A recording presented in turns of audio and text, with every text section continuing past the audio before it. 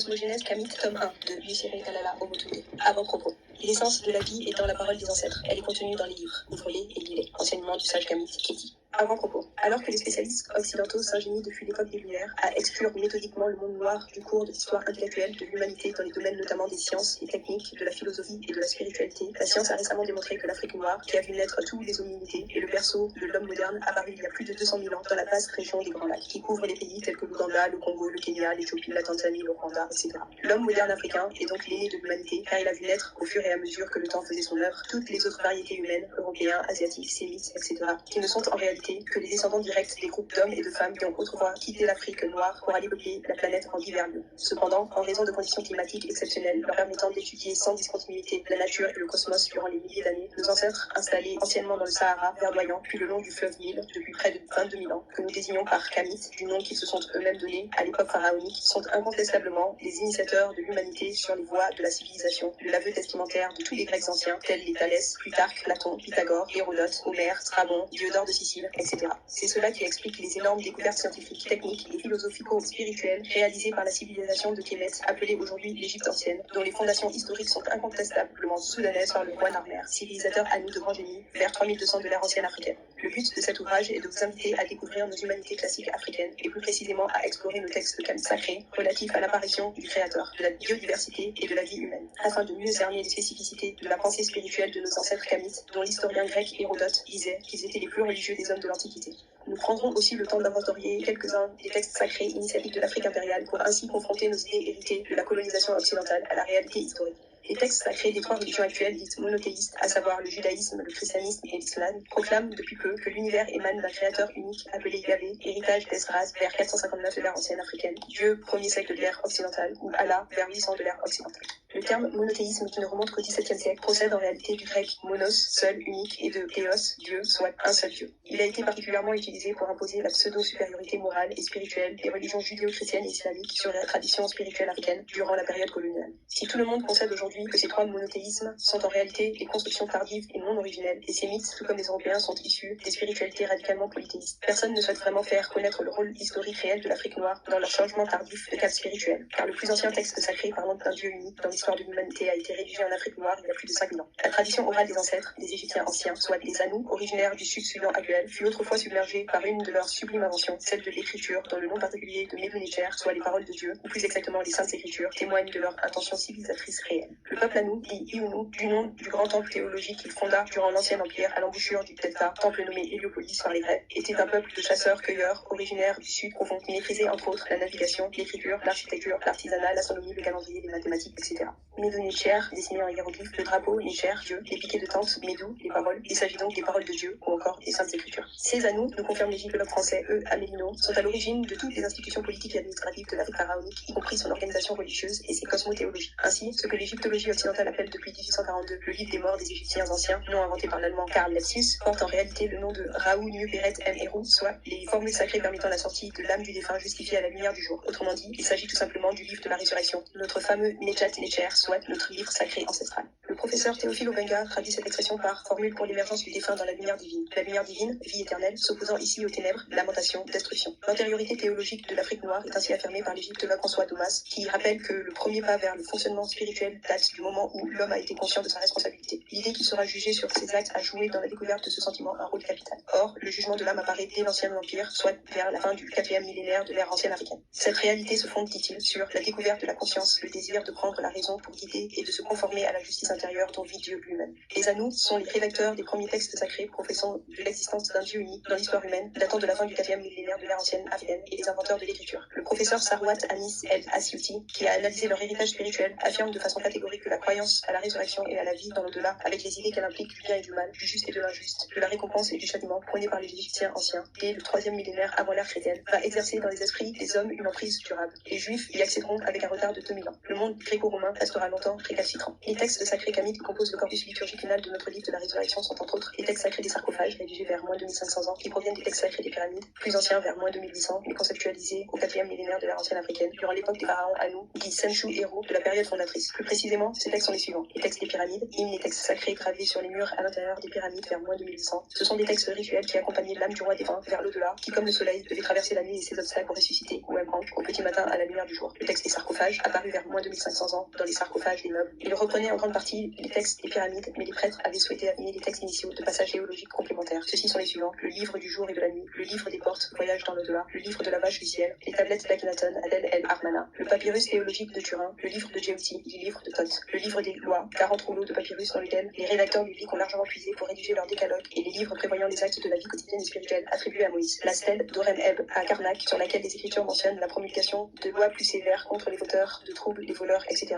reste l'une des traces probantes. Le livre des deux chemins ou le livre de la Douate, visible sur une partie des textes de 22 sarcophages du Moyen Empire à Hermopolis. La Douate, ciel inférieur, contenait une carte de l'au-delà révélant les 12 régions que les âmes devaient franchir après leur mort ou ressusciter. Il était composé de prières que l'âme vertueuse du défunt se devait de prononcer en suivant la lumière divine l'amenant au champ de Yalou, Seket Haru, qui s'identifie au royaume des cieux chrétiens, où ne sont admis que les Mahaberou, justes de voix, saintes personnes, ayant fait vivre Mahat dans leur cœur. Ainsi disaient nos ancêtres: heureux ceux qui arrivent dans la demeure des justes, personne n'y parvient sinon celui dont le cœur est exact à pratiquer les dits. Là, pas de distinction entre le riche et le pauvre. Seul y entre celui qui sera justifié par la balance et le poids de la plume de la vérité devant le Seigneur de l'éternité. Les litanies de Ré, révélant 75 des aspects par lesquels le Créateur se manifeste dans sa création. Les écrits des sages kamites. Il convient d'ajouter les écrits des sages kamites qui avaient pour mission de révéler au peuple les principes et préceptes divins, leur garantissant la résurrection de leur âme. Parmi ceux-ci, nous pouvons citer les enseignements de Taotet vers moins de 1600 ans, le traité de savoir-vivre de Kajamini vers moins de 1500 ans, l'enseignement pour Méricaré vers moins 2120 ans, l'avertissement d'Iuper moins 2160 à moins 1785, l'enseignement d'Amenemhat à son fils Sesothéris Ier moins 2000 ans, le traité de sagesse d'Amenemopé vers 1280 ans, les maximes d'Ani vers moins 1288 ans, le livre de sagesse de Pet Osiris vers moins 341 ans, etc.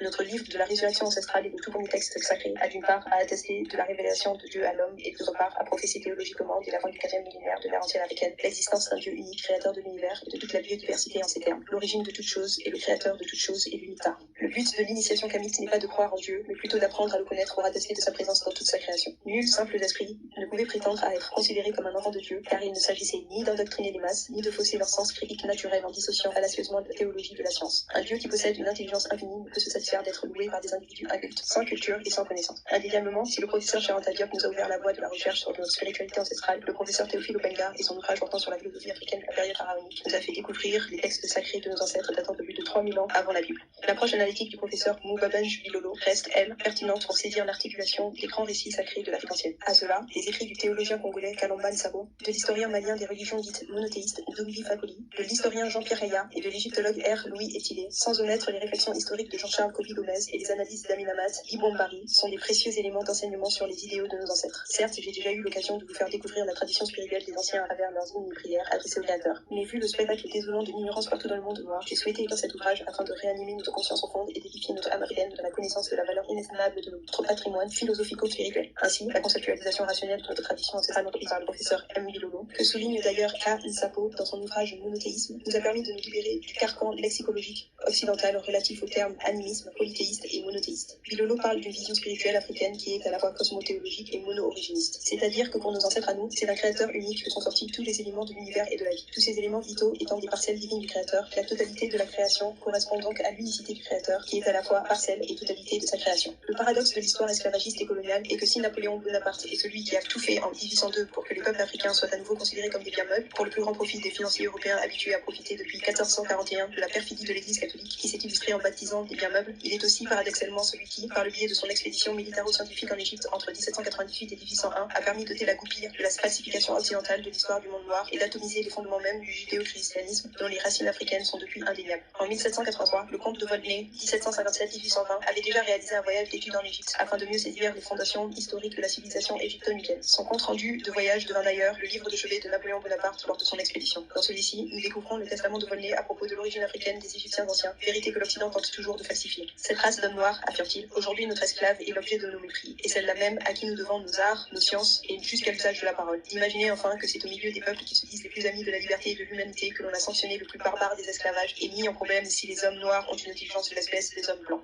Dominique Vivant-Denon, dessinateur et artiste peintre français de grand talent, 1747-1825, fut l'un des membres éminents président de l'Institut d'Égypte créé par Bonaparte et aussi le directeur du musée du Louvre. L'une des entrées porte encore son nom. De l'expédition de Bonaparte en Égypte, il en était le dessinateur en chef. En consultant son rapport de voyage, nous découvrons qu'il nous a aussi légué un vibrant témoignage sur l'origine africaine de la civilisation du Nil, dès le moment où il aborda les pyramides et surtout lorsqu'il scruta de ses yeux les spécialistes des formes humaines, le fameux sphinx de Gizeh. Je n'eus, dit-il, que le temps d'observer le sphinx qui mérite d'être dessiné avec le soin le plus scrupuleux et qui ne l'a jamais été de cette manière. Quoique ses proportions soient colossales, le contour qui en sont conservés sont aussi souples que purs. L'expression de la tête est douce, gracieuse et tranquille. Le caractère en est africain. Mais la bouche, dont les lèvres sont épaisses, a une mollesse dans le mouvement et une finesse d'exécution vraiment admirable. C'est de la chair et de la vie. Quant au caractère de leur figure humaine, n'empruntant rien des autres nations, ils ont copié leur propre nature, qui était plus gracieuse que belle. En tout, le caractère africain, dont le nègre est la charge, est peut-être le principe.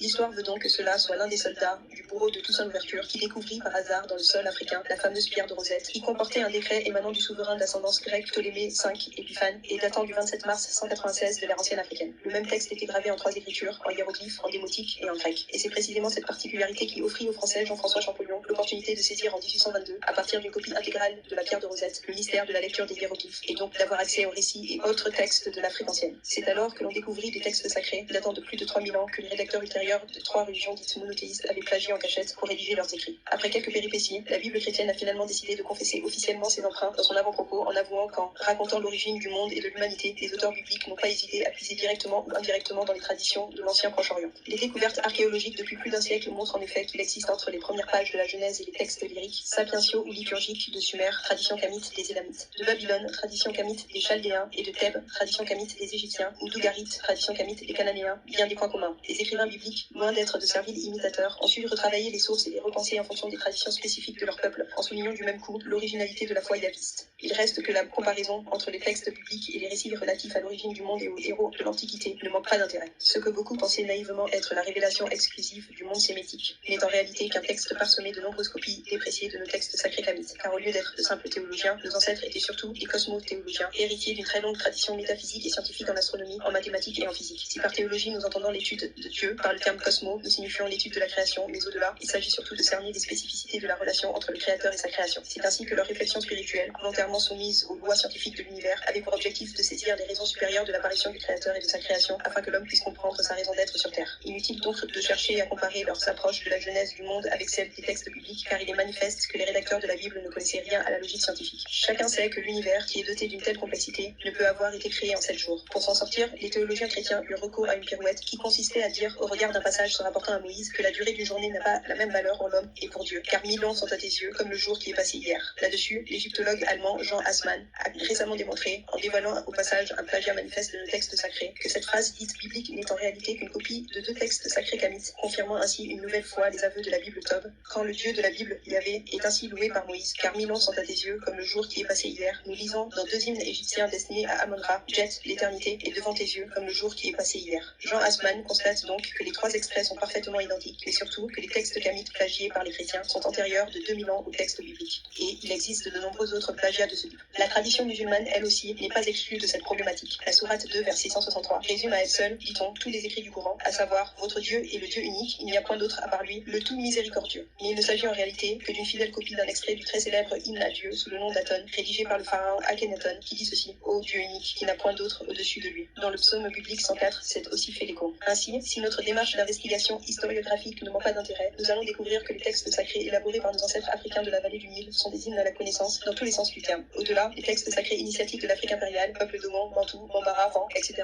doivent aussi nous interpeller comme source inestimable témoignant d'un immense savoir ancestral que la science moderne ne semble pas avoir dépassé. C'est donc l'approche cosmothéologique de nos ancêtres initiateurs d'un haut savoir dans les temples d'Iounu, appelés Héliopolis par les Grecs, que je vous invite à découvrir dans cet ouvrage afin que nous puissions tous prendre conscience de l'immense valeur de notre patrimoine historique, culturel, scientifique et théologique africain. Patrimoine qui nous a été rendu par l'immense Cheikh Anta Diop, qui nous a montré la voie de nos humanités classiques africaines et à qui nous rendons un hommage éternel pour son immense héritage, mais aussi pour nous avoir livré en 1957 ses intimes convictions sur la question des religions. Il est raisonnable de penser qu'un gouvernement fédéral africain donnera des armes égales aux tenants de la religion ancestrale, en provoquant un conseil œcuménique et ses prêtres pour permettre la création d'une hiérarchie, d'une liturgie mieux adaptée, la formation et l'éducation d'une caste de prêtres à l'échelle du continent, l'approfondissement et la normalisation de dogmes sur la base du monothéisme ancestral. Ce faisant, le gouvernement fédéral futur protégera le continent de toute nouvelle pénétration insidieuse de l'étranger, mettra les Africains à l'abri de toute aliénation culturelle. Plus bas, on voit la photo d'un extrait des textes sacrés kamites sur papyrus, une scène d'adoration de Hérior, 21e dynastie qui se trouve au British Museum.